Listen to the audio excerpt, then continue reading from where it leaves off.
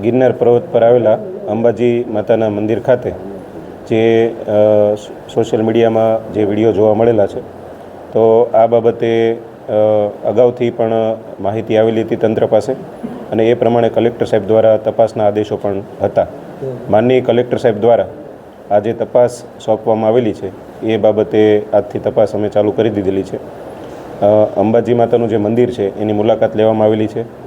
આ પરિસરમાં જે પણ જગ્યાઓ વિડીયોમાં દેખાય છે એ તમામ જગ્યાઓની પુષ્ટિ સાતત્યતા કરવા માટે પંચરોજ કામ પણ કરવામાં આવેલા છે. એના આધારે નક્કી થશે કે આ ખરેખર એ જ જગ્યાના વિડીયો છે કે આ જ વિડીયો છે એમાં કેટલી સાતત્યતા છે.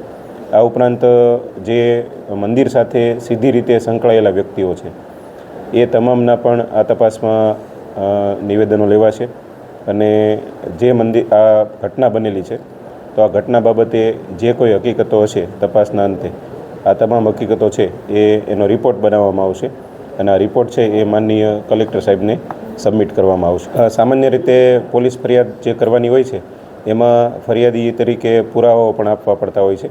તો આમાં ખરેખર જે દોષિત વ્યક્તિઓ છે એ લોકોના જ વ્યવસ્થિત નામ સાથે ફરિયાદ વ્યવસ્થિત પુરાવા સાથે થઈ શકે એના માટે જ માનનીય કલેક્ટર સાહેબે આ પ્રકારની જે તપાસ છે એ સોંપેલી છે અને સંપૂર્ણ નક્કર હકીકતો છે એ સાથે જરૂર પડશે એ પ્રમાણે કાયદાકીય કાર્યવાહી કરવામાં આવશે.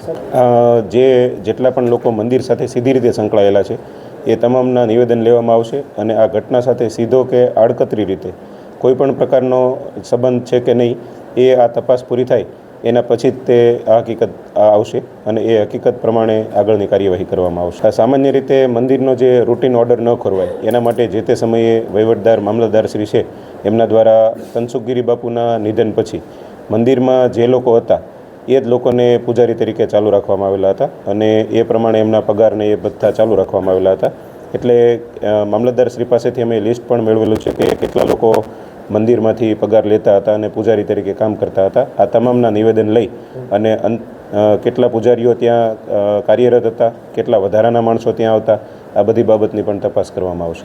આ બાબતે પણ તપાસ ચાલી રહી છે કે કોઈ ષડયંત્ર, પણ પ્રથમ દ્રષ્ટિએ જોઈએ તો ત્યાં જે ઘટના બનેલી છે એ ઘટનાની જે સાતત્યતા છે એ ચકાસવી ખૂબ જરૂરી છે. મહંતની નિમણૂક બાબતે જે દાવેદારી હતી એની વાત અને અત્યારે જે ઘટના બની છે આ બંને અલગ અલગ બાબતો છે.